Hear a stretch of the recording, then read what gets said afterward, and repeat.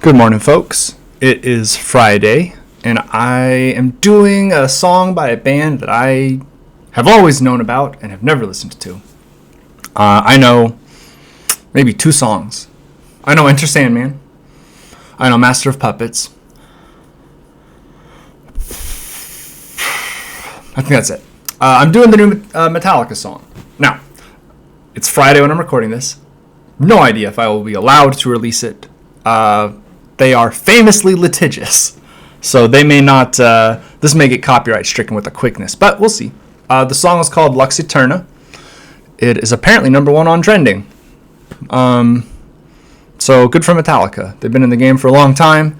Happy for these guys to finally start seeing a little success, you know.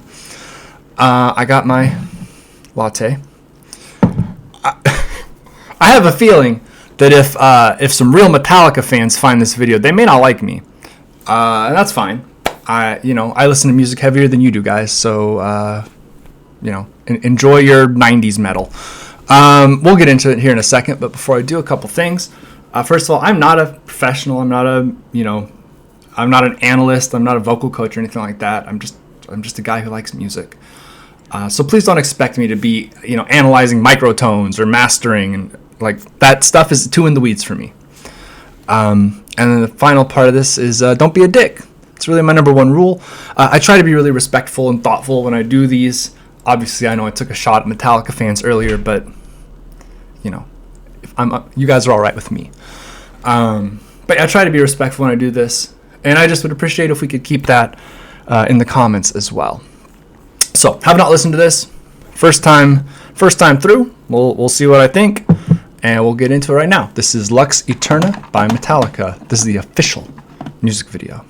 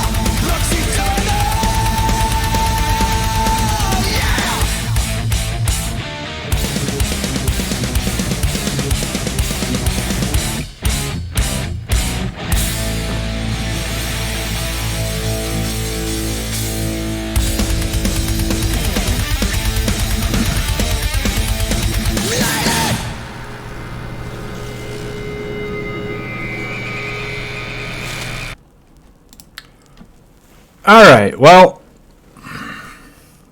that was very competently made.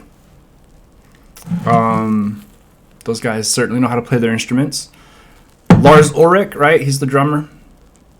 I mean, he's certainly a good drummer. He's got good leg stamina. He kept that double kick going for almost the whole song, really. Pretty steady. The guitar work, although not really something that I enjoy a whole lot, was fine. I mean, I didn't grow up listening to Metallica, right? And I didn't really grow up listening to bands like Metallica. I didn't grow up listening to Pantera or Megadeth or Slayer or... I'm trying to think who else was big in the 90s.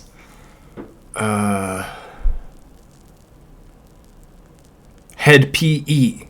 I don't know if they're anything like Metallica, but I didn't listen to them. So, like, you know, this specific style of music, this is some 90s ass metal. And if you like 90s metal, then you are going to love this shit. Absolutely. Right? I don't want to take away from it because it is quite well made. These guys are all good at their instruments. They must have spent easily 15 minutes working on those lyrics. Yeah, I know that's maybe a little bit of a cheap shot. But okay, I'm going to compare this, right? If you're new to the channel and you're just here because I'm doing Metallica, hello, I do these sort of tangents sometimes to try and make connections.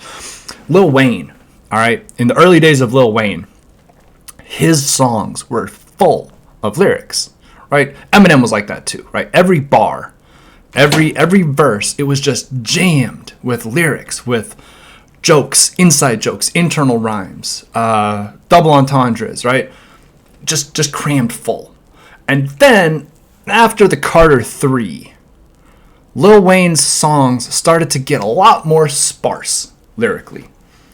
And it turned into a lot more of what I call club rap, which is that's my own term. It doesn't mean anything.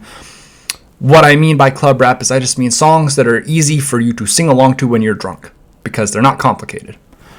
Not to say that Lil Wayne wasn't still a talented writer. He had stopped writing, really. Right? His songs were very simple for at least for a while. I haven't checked in with the new catalog. I'm not sure what's going on with Wayne these days, but I do know that there was a while where I was like, come on. I remember what this dude used to sound like. And now this is just boring. And there just wasn't a lot of lyrical content. You know, there's like 100 words total in this song, which again, I don't listen to Metallica. Maybe that's what people expect from Metallica.